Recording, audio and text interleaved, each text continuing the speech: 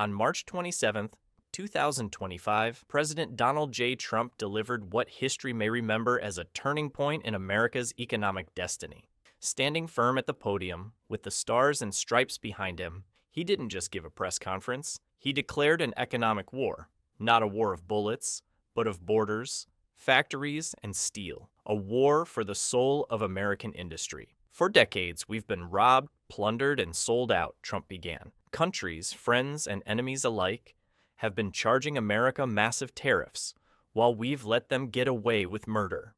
And he wasn't exaggerating. China slaps a 40% tariff on U.S. automobiles. India imposes up to 100% on American agriculture. Europe charges 10% on our cars, while we only ask for 2.5% in return. Japan and South Korea hide behind invisible trade walls, protecting their electronics and auto markets. Meanwhile, American factories shut down. Workers are laid off. Small towns collapse. No more, Trump said. We don't need permission to protect our people. On April 2nd, 2025, America fights back. We call it Liberation Day. The message was simple, unapologetic, and crystal clear. If you want access to the American market, you play fair or you pay. The Trump tariff plan, a country-by-country blitz. With a tone of steel and the cadence of a battle plan, President Trump rolled out the details of his sweeping tariff reforms. This wasn't posturing, it was policy. China. A 60% tariff on all Chinese imports. They steal our technology, flood our markets, manipulate their currency, Trump said. That ends now. Estimated annual revenue, $440 billion. Mexico. Ahusonat sazalekos aginemuvam. They let the cartels run wild and took our jobs. Now they'll pay to access our consumers. Estimated revenue, $138 billion. Canada. A 20% tariff on lumber, dairy, and energy.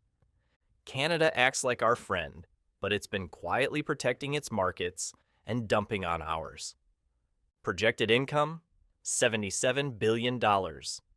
European Union. A 30% tariff targeting autos, steel, luxury goods, and wine. They rely on our military for defense, then stab us in the back on trade. Expected revenue, $112 billion. India and Southeast Asia, 35% tariffs on pharmaceuticals, food, and textiles. We are done being the world's dumping ground. Projected revenue, $64 billion.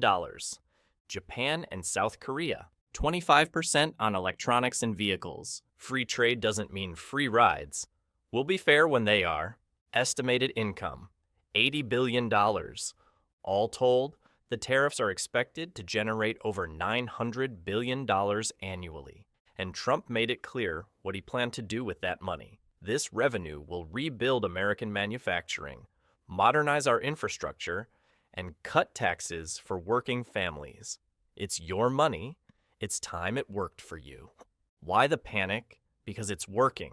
The mainstream media exploded. Trade war, they cried. Wall Street trembled. Foreign diplomats begged for exceptions. But on the ground, something else happened. Something big. Apple announced major expansions in Texas, North Carolina, and Arizona. Hyundai and Honda pledged over $30 billion in new factories. TSMC, the Taiwanese semiconductor giant, committed a record-breaking $165 billion toward building in the U.S. And it wasn't just corporations making moves. It was a shift in national mindset. The incentive was clear. Build in America, avoid the tax. Offshore your operations, pay the price. Every company that wants to avoid tariffs has a simple option. Build it here, hire Americans, pay Americans. That's the deal, Trump said. This isn't just policy. It's a loyalty test, a manufacturing renaissance. According to internal forecasts, the tariff revolution is set to supercharge the U.S. economy. The numbers are staggering. Over 600,000 new manufacturing jobs expected by 2027. Factory construction permits up 213% since Trump's return. Industrial wages projected to rise 11% annually. Trump emphasized what this really means. We're bringing back real jobs, not gig work, not government checks, real American industry. States like Ohio, Pennsylvania, and Michigan, once written off as the Rust Belt, are now surging with industrial investments. The heartland is beating strong again. The truth about consumer prices. Critics say tariffs will make everything more expensive. But here's what they're not telling you. Tariff revenue reduces the need for income taxes, putting more money in your pocket. Short-term price bumps are balanced by domestic competition and production. The CHIPS Act, combined with tariffs, will make U.S.-built electronics cheaper over time. With energy independence returning, transportation and manufacturing costs are falling. Trump framed the trade-off in stark terms. Would you rather pay 5% more now and keep your job, or save a few cents and lose your factory, your income, and your future? Most Americans get it. Polls show 68% support reciprocal tariffs, even if it means temporary price hikes. Why? Because it's about sovereignty, dignity, and survival. It's about putting America first. How the world is reacting. The response overseas? Panic. China's stock market dropped 12% within days. European automakers warned of massive losses. Foreign lobbyists flooded Washington, desperate to delay implementation. But Trump didn't blink. They're not used to an America that fights back. Well, get used to it. Mexico and Japan already requested renegotiations on Trump's terms. The tables have turned. This isn't just a policy shift. It's the art of the deal, elevated to a global scale. This is what leadership looks like. Trump's message cut through the noise. No more committees, no more endless negotiations, no more apologies, just action. This is economic independence, he said. April 2nd is Liberation Day, the day America stops begging and starts winning again. The press conference ended not with uncertainty, but with conviction. Trump walked off the stage, leaving the world to grapple with a reality it never saw coming. The American worker is back. This wasn't just a tariff announcement. It was a declaration that the United States will no longer serve as the economic doormat for the world. It was a warning to global elites, multinational corporations, and complacent allies. The era of one-sided trade deals is over. Trump's plan is more than a policy. It's a revolution.